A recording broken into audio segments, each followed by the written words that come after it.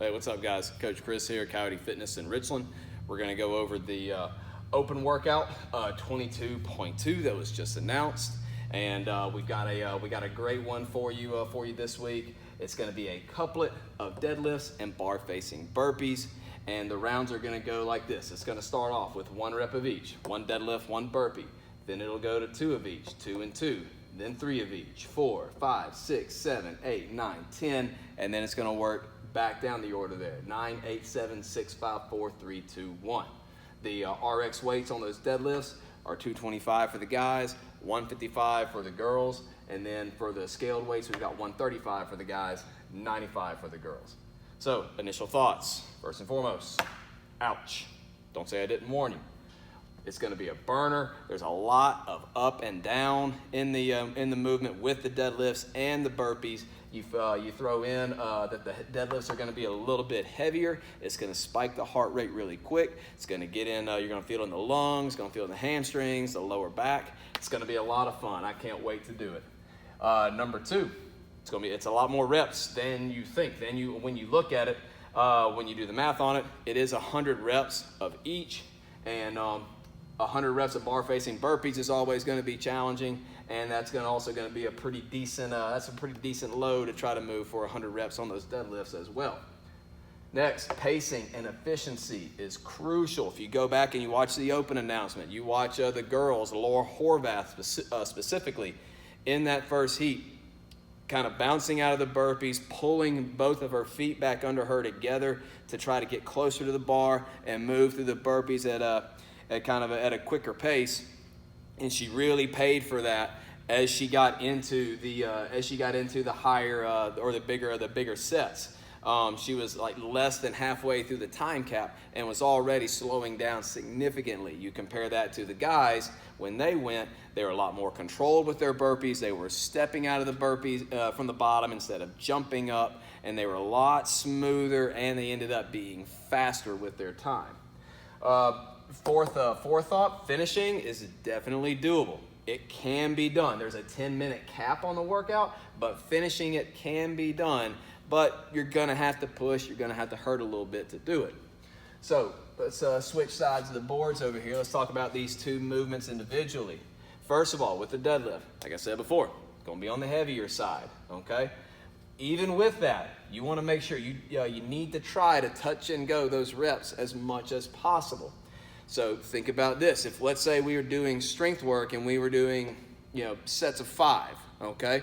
And we were doing 5 touch and go reps. When you're pulling off of the ground, it's always that first one coming off of the floor that's always the toughest one. And then if you can tap the floor and come right back up, you can utilize that stretch and shortening of the muscles to help give you a little bit more momentum standing up. So even though the weight feels really heavy initially coming off the ground, you're really going to want to touch and go those reps as much as you can. Lastly on these, make sure don't get sloppy on your technique, okay? Make sure you keep your hips down so that you can drive your feet into the floor and push the bar away from the ground. Try to stay with that. If you let those hips start getting too high and you're just doing all the pulling with the hamstrings, glutes, and lower back, it's going to fry that lower back up really quick. And then when you start going into burpees with that, it's just going to be more and more strain on that posterior chain, and it's going to do nothing but slow you down. Next, on the bar facing burpees, pay close attention to the standards, okay? So we're going to have a tape line on the ground that your chest must touch, okay? Must touch there, and that just makes sure that you're staying perpendicular with your bar when you go down to the floor.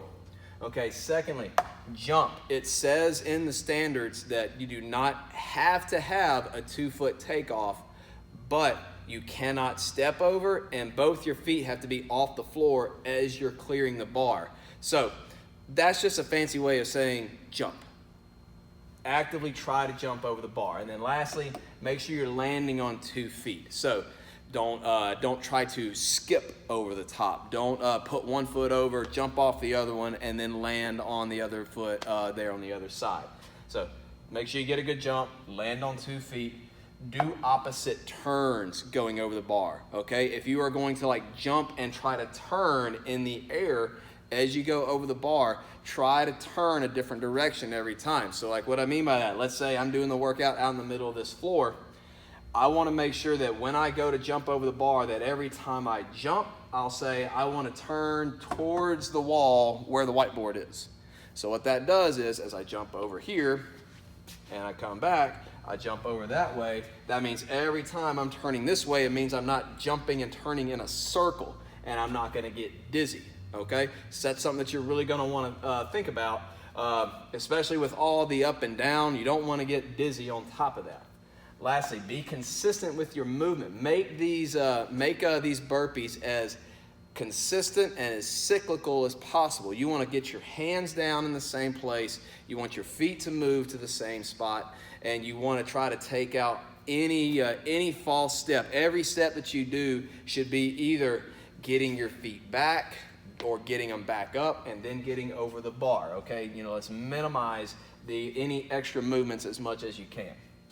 All right, so finally we're going to finish up here. We're going to talk about strategy. So depending on your goal, I would go one of two ways with this. If your strategy is fitness, you want to get as much fitness out of this workout as you can. You're not really concerned with trying to hit a certain score or anything like that. You just want to get a really solid day of training with a good, tough workout. First and foremost, prioritize that deadlift technique, okay? Like I was talking about earlier, keeping those hips down, keeping that back nice and strong, pushing the bar away from the floor with the legs, and trying to minimize the load you're putting on the lower back, glutes, and hamstrings. Okay, secondly, don't come out too fast.